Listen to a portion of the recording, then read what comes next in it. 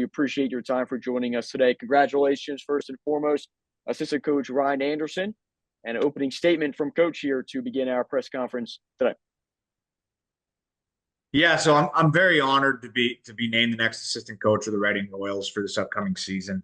I want to thank David and Jason for allowing me this opportunity and choosing me for this opportunity, and also our affiliates in Lehigh and Philadelphia.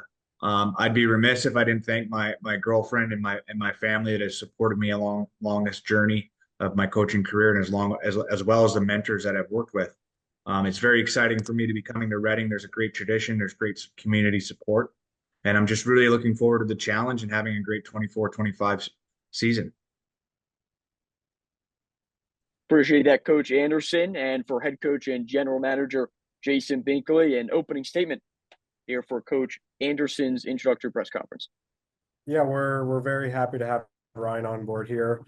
I did a very extensive search in my, search for an assistant coach here, and when it came down to checking the boxes and making sure I had what I need, and first and foremost what the players are going to need, Ryan really checked off those boxes. So everything that's been told, everything I've been, every conversation I've had, every reference I've checked, everything came back A+. So really excited to have him here. Like he said, he's coming in this weekend for a couple of days to get acclimated and get acquainted with everybody. But the job has already started. He's been working extremely hard, helping me out with what I need. And for the big part of it is our players are really going to benefit from having him and really going to, I think, excel with him on our bench. Thank you, head coach and general manager Jason Binkley. I'll open up with a question for assistant coach Ryan Anderson. Here, as your coaching career has grown now into this role, returning back to the ECHL, what does your experience lend best that you're looking to add here to the Reading Royals coming up this season? Well, in my career since I left Norfolk and went to junior's a developmental league, and at the end of the day, every league in the world now is a developmental league, and you're having to work with your players on a daily basis to patch holes in their game and expand on their strengths. So it's having that relationship and that ability to connect with your players on a one-on-one basis where you can really build that trust and you're putting in the work with them to help them get to where they want to go. When you're in the East Coast League, North American League, USHL, everybody's trying to get to that next level. And it's our job as coaches to do everything we can in our power to help them get there. And that means advocating for them. That means helping them on and off the ice and just really being there to help them and support them in any way that we can. Thank you, Coach Anderson. And a question as well for head coach and general manager Jason Binkley. In the interview process, what stood out for Coach Anderson among the multiple candidates coming in? Well, he kind of just hit the nail on the head, right? Development's such a big part of what we do. We are a AA developmental league, right? And I think you're starting to see the change in the league over the last couple of years with the way higher level teams, the AHL, the NHL teams are using their ECHL affiliates as developmental stops, right? We have the benefit of our geographic location to Lehigh and Philadelphia that it's, within an hour's drive of both teams, right? Even just this morning, I sent out an email to them about dates throughout this season where I would like to get the development guys down here to work. And it's not just him and I, it's not just the two of us. We have to be an extension of what Lehigh and Philadelphia provides. And for me, with what these players want these days and how these players want to grow themselves as individuals and players and all of that, development's a huge part of it. So through the extent of my process, a lot of what I was looking for was how do you work with the players? How do you develop them? How do you communicate with them and things like that? And so when you take a guy like Ryan, who's worked in the junior ranks now for the last couple of years, which is a developmental side, just in a little younger age group, it should be a pretty seamless transition up here. Working with men, working with guys that are older, working with guys that still want to improve their games and get better. But now we get the assistance of, our affiliates with our NHL and AHL clubs. So for me, that was a huge aspect of it for what I was trying to find in an assistant. Thank you very much, Coach. We'll open up to the media. First question from Samantha Wismer with Inside the Rink. There we go. What can you take from your NHL and NH3HL experience to translate to the ECHL and to help the team? Well, it goes back to what Jason was talking about, what I spent on earlier. It's the development aspect. And when you're at those levels, the NA3, the guys are trying to get to the North American League. The North American League, they're trying to get to the USHL and Division One colleges. And you really have to take a holistic view, and it's a long-term project with each player in identifying their weaknesses, identifying their strengths, and working on both of them. And building them up so at the end of the year they can look back on it and go, this was a positive developmental experience.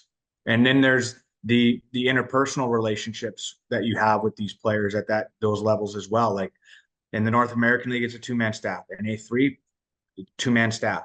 You're having to wear a lot of different hats as far as the administrative side of running things, whether that's planning your hotels, planning your meals. So I think I can be a big help for Jason and taking some of that pressure off of him going into the year as well. It's my job to make his job easier.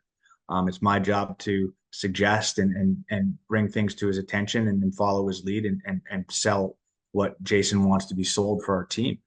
So we're very excited about working together with one another. And I think just those experiences on the bench and those experiences in the office where you're having those conversations with players are, second to none.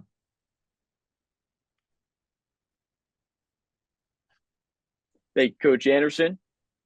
And for Barry, if you have a question. Yes. Do you get a sense of how much the league has changed since your Norfolk days? Yeah, I think it's been significant. Yeah, so we've been doing a lot of video work, watching prospective players for this coming season, and the amount of skill and the pace that the league is played at is much different from when it was in 2015. I think that goes to show the direction the game is going as well, where it's getting younger, it's getting faster, it's getting more skilled from the NHL all the way on down, and you're seeing that in the East Coast League. And then the addition of having, when I was in the league, we only dressed 9 forwards. So there would be some games where it got pretty slow in the second half because guys were tired and they'd played 4 games in 5 nights. So I think you're starting to see more of an NHL style game played in the East Coast League. Anything specifically that you got from your year in Amarillo last season and that you think will be particularly helpful in your first year as a full-fledged assistant coach in the ECHL? I think one of my lessons that I've learned from being a head coach last year in the North American League is how important it is for your assistant coach to take things off your plate so you're not trying to be everything for everybody. And I had a great assistant coach last year in Connor Yanni. But as a head coach, I should have utilized him more to help take things off my plate. And then just managing the different personalities that you have on your team, because everybody's different. And when you're an assistant coach, you have a different relationship with the players as you do as a head coach. And I think I could have done a better job of still being more of that assistant coach type personality with my players last year. I have a coach for a question for Mr. Binkley as well. In going through the process of trying to hire an assistant coach, and when we talked last month, you were talking about how challenging it was. Did it surprise you all the hurdles you kind of had to jump through to find the right candidate, who obviously ended up being the right candidate? I mean, I would say, yeah, it was a little bit more challenging than I was anticipating it to be. And there's a multitude of reasons for that, whether it's the pay, whether it's the moving here, leaving your family. Do you have a family? Like, there's so much involved into making this decision for an individual who wants to be the assistant coach at this level. So, that was part of the length of the process is, a lot of people reached out and I talked to a lot of different people. And I mean, you can ask Ryan, I probably interviewed him 5 or 6 times at least through the process. So then when you start doing that over the course of a couple different people that you've kind of narrowed it down, it gets extensive and long, and you're really trying to hash it out of, hey, like, this is a big life commitment. This is a big life decision. Like, are you in for it? And even when you get to that point after 4 or 5 interviews, some people might say no, some people might say yes. So ultimately, yeah, it took a lot of time, but it wasn't something that I was just going to take lightly, right? This is my first kick at the can as a head coach at this level, full time. And I need to have somebody in here that I can trust, that can support me, that, I can know that when I send them on the ice 20 minutes early with players, what I need to get accomplished is getting accomplished because I have a meeting or an interview or whatever else is going on that I have to deal with, right? So it was an extensive process. It was more, I guess it took longer than I anticipated it, but at the end of the day, I have a very qualified candidate, somebody that I can trust and work with, and we've already been doing that together for the last couple of weeks. So for me, it's worked out, and I feel like my process for as long as it took has benefited me and the team and the players at the end of it. Excellent. Thank you both. That's great. Thank you, media outlets, for attending and assisting with the questions. If you have any follow-ups, feel free to share. I do have one as well for head coach and general manager Jason Binkley. The responsibilities you see in Coach Anderson having with your club this season, how would you bullet and list those? Well, I mean, it's a divide and conquer thing, right? We've kind of discussed the idea that there's just two of us in here, right? We don't have an extended staff. We don't have a bunch of people working for us. And it's an interesting concept in hockey. It's like the higher you move up, almost like the less work you do. There's more general managers, there's more office people, there's more facilitated around. And so for him and I, it's just kind of been a divide and conquer thing, right? No matter what we do or who does what, like it's still going to be a collaborative effort, right? If he is working on the power play, I will still have say. If I'm working on the penalty kill, he will still have say, right? He is going to come forth with ideas on forechecks, breakouts, neutral zone, everything, right? So at the end of the day, it's not necessarily here's your task, here's your list. It's almost a day by day thing, week by week thing, because every day is different, every week is different. Our travel, our schedule, our games, our opponents, whatever the case might be. So that's another huge factor of this decision of this hiring is, I need somebody that can work with me, not for me. And it's a collaborative effort. We have to do it together. We have to be on the same page. There will be healthy discussions. There will probably be arguments. That's the way it goes. But for me, he will probably be delegated, the power play on the special team side. Ideally, I'd like to get to a point where he takes all special teams and I work just 5-on-5. He's going to be doing individual player video with everybody. I'm not just going to say it's just the forward, it's just the D. Like if somebody needs help, we have to find the time and the ability to help them. So I can't just bog him down with just the defenseman and me, just the forwards, right? It's once again a group effort.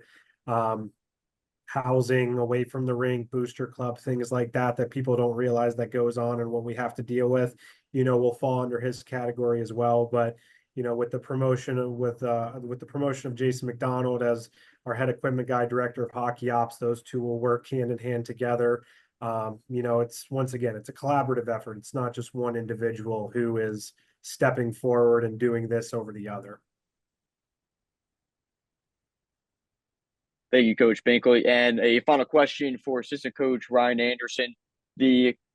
How would you characterize the coaching style / approach you're looking to bring to the forefront here for the Royals? So I had a great boss in a previous life that said we're all people first. No matter what hat you wear when you walk into your office, you're a person first. So I like to take care of the person.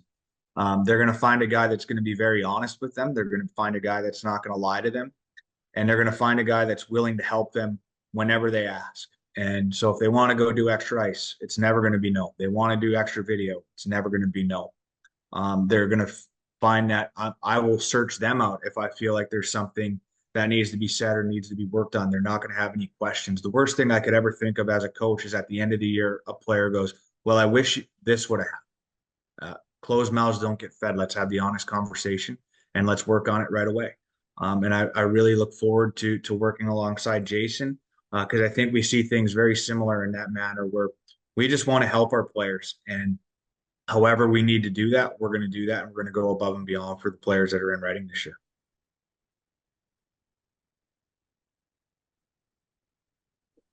Thank you very much, assistant coach Ryan Anderson and head coach and general manager Jason Binkley. Congratulations, Coach Anderson, and we appreciate both your gentlemen's time as well as the media outlets for joining us today. Thank you.